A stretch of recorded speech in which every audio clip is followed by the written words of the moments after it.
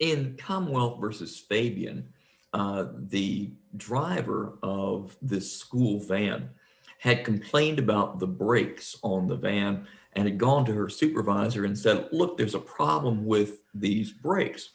The two of them argued because apparently the supervisor didn't believe her, but finally agreed to have a mechanic look at the van, or agreed to allow a mechanic to look at the van.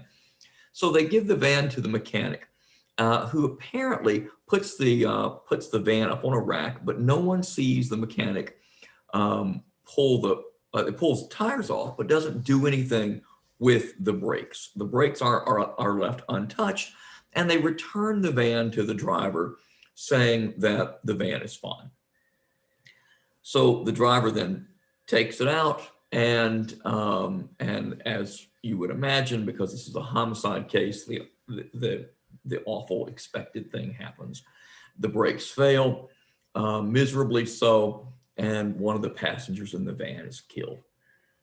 And so the question then is, this mechanic who was asked to look at the brakes, who didn't really perform an adequate job at all, or any job at all, just sort of ignored the concerns that were being raised, is that person now guilty of involuntary manslaughter from the death that flows from the failure of the brakes to work? And the answer is yes, according to the court. Was this a conscious disregard of an unjustified risk that the defendant, the mechanic, was aware of? Was failing to check these brakes when being asked to check them by someone who claimed they weren't functioning properly, was that recklessness? And the court says yes, it was.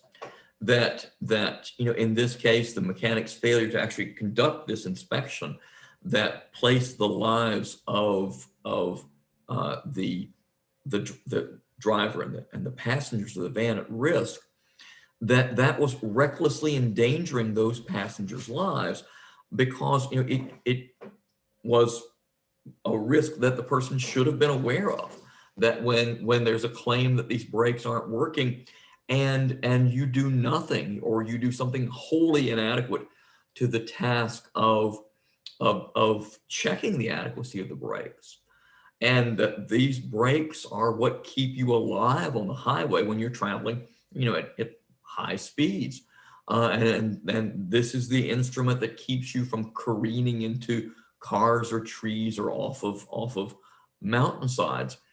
That the failure to inspect adequately was a conscious disregard of something that could take the life of another person. And so and the person was charged with that.